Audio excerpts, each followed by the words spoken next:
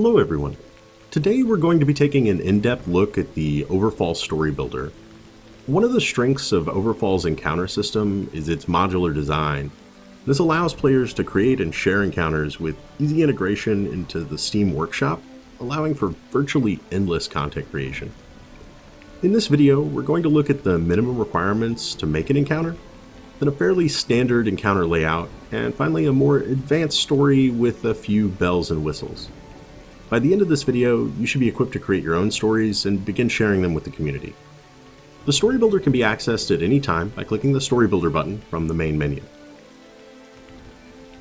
This will bring you to a load or create new screen, and the Story Builder comes with a tutorial file that can make for a valuable reference material if you're trying to understand a specific aspect of the UI or debug an error that you've received while trying to create your own encounter. As you can see, the tutorial encounter is a bit complex, and this can all seem a little intimidating at first. So we're not going to be starting with this file. Instead, we're going to be creating our own. You can create a new file at any time by simply entering a name and then clicking Create New File. But we've already started a new file, so we'll go ahead and load into that. Now, this blank slate can also seem intimidating, but for a different reason. It's got a long way to go before matching up with the epic quests that you might have in your head. But at its simplest, the encounter system in Overfall just requires nodes and choices to be made. Nodes can be thought of as a point in time, with a setting, narrative, characters, and dialogue that those characters are going to be using. If this all seems intimidating, there's also a graphical representation of what's going on that you can access by clicking the Edit Dialog button in the lower right.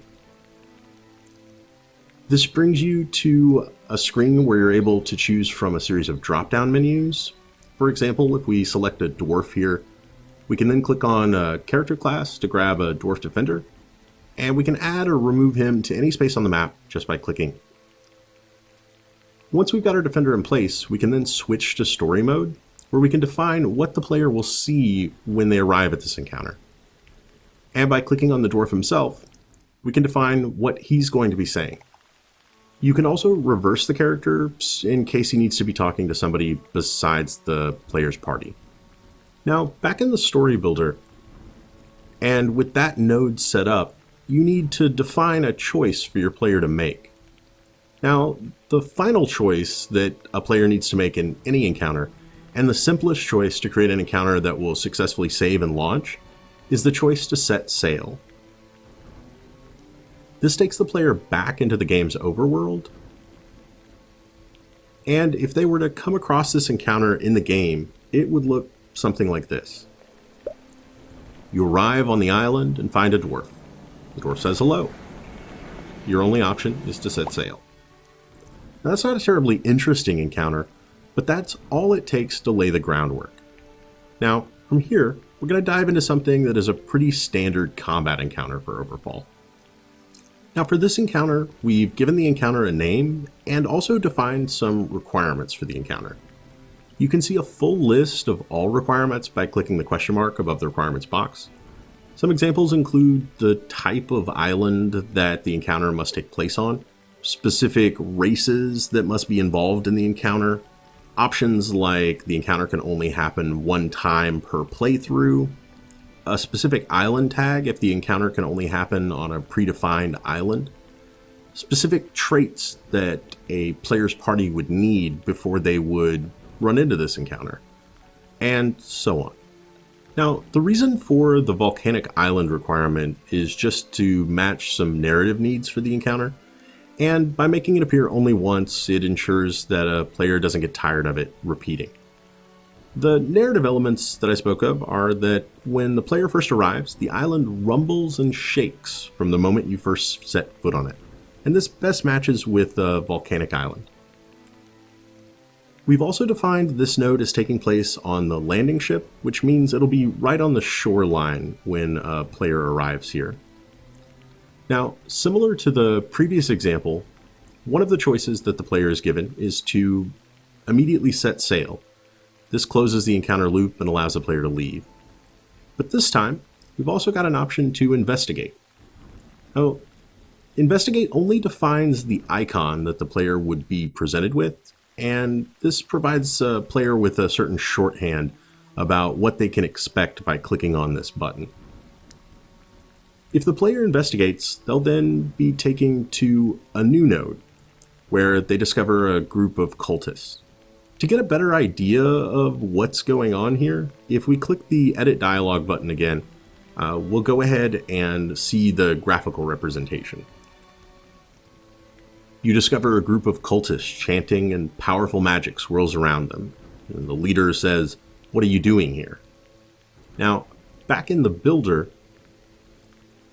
in the sample encounter, the only choice the player is given is combat.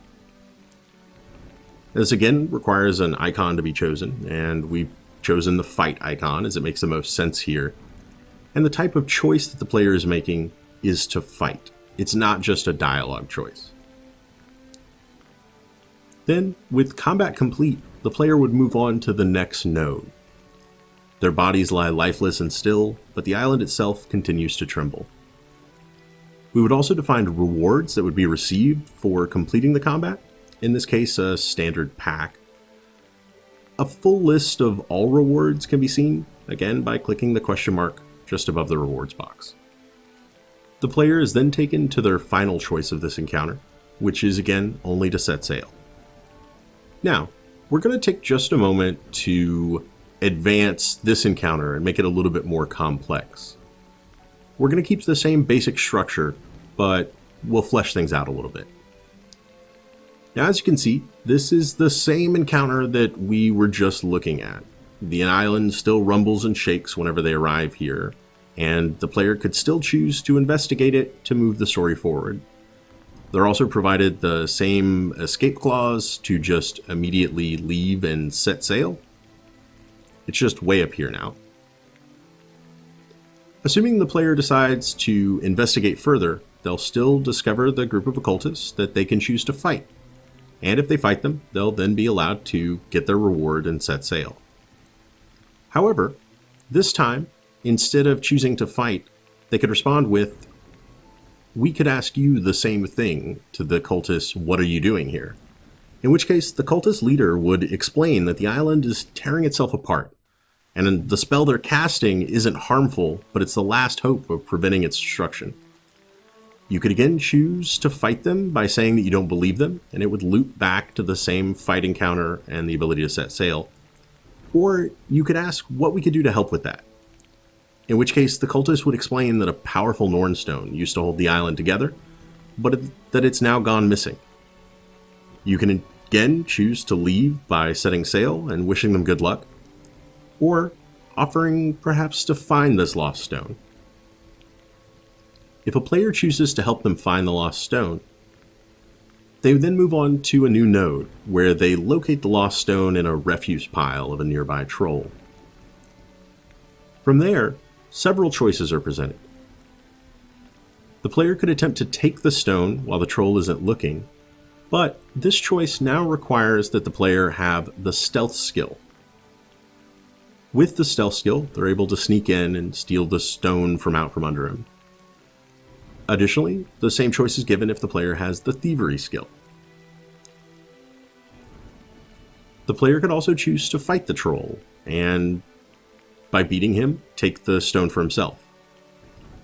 Now, here's one of the more interesting aspects that's maybe a little bit more complex than what we've talked about so far. There's a third take the stone while the troll isn't looking choice that's being presented here, and it doesn't have any requirements. The reason for that is because it leads to two separate nodes. The first node is successful, that you sneak in and take the stone out from under the troll. You also find some more items in the refuse pile.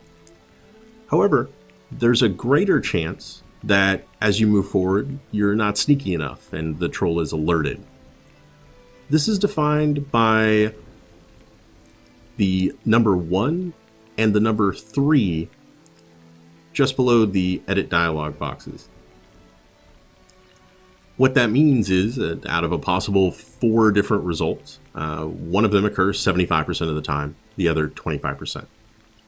If you fail to sneak in, you'll then link back up with the fight option, and you'll have to fight the troll to get out. But if you do successfully sneak, you can skip past all that and immediately arrive at the stone in hand. Either way, you're going to end up with the same rewards and are back at the option to simply return the stone back to the cultist. Once you arrive back there, the cultist's eyes widen and they reward you with some additional frags and some additional stuff packs. This allows a player to then set sail with a job well done. Now, one of my favorite aspects of the story builder within Overfall is that feels like, for the player, a successfully completed quest. However, the replayability of this quest is presented when a player encounters it with some additional resources at their disposal. If, for example, a player had a geomancer or a wizard in their party, they would be presented with another choice. Perhaps I can help. The cultist leader would then eye the party member closely and allow them to take on a side quest. They would be told that there might be a more powerful Nornstone than even the one that was previously on the island. You could then choose to either help them or that your current quest to defeat the Vorn was too important and that you could decline. If you decline, the cultist will look sullen and you can then either leave or loop back to find the original stone by defeating the same troll with the same options again. But if you choose to accept their new quest, the cultist would mark an island on your map, which then gives you some very specific rewards. In addition to the stuff pack and some dust to speed you along on your journey, the cultist would also give you a reward of a new quest, in this case named Nornstones. And they would tag the island that you're currently on as the Trembling Island, so that the game can remember it for later. If we try to save this encounter, we're then going to receive a debug error message that the quest that was given can't be found because there's nothing named Nornstones. That's easily remedied by creating a new encounter and defining that encounter name as Nornstones. However, we're going to be changing the type of encounter to a quest. And this allows the previous quest to see it and dismisses the debug error message about no Nornstones quest existing. Now, we can then flesh out this encounter as much as we want by adding more nodes, more encounters, more choices. It can go on and on from here. I'm not going to take the time today to show you what I think might have happened to that other more powerful Nornstone, because I'm sure you could come up with better ideas than I could. But you get the idea of what it takes to create that successful loop, and that's all you would need to keep spurring the player on with new and more powerful quests. Once done creating your encounters, you're then able to come back to this menu where you can choose to publish to the Steam Workshop. By deciding on a title for your encounters and a description, you can also upload an image to evoke whatever specific encounter you've designed. And finally, by clicking the Publish to Workshop button, others can go to the Steam Workshop, download your encounters to the game, and begin playing them right away. Alright guys, that's going to do it for this explanation of the Overfall Story Builder. I hope you enjoyed it and begin creating your own adventures out there. I know I'm looking forward to playing them, and I'm sure plenty of other people are too. You can find Overfall in Steam Early Access starting March 1st, and you can find me at youtube.com/RedAtMath.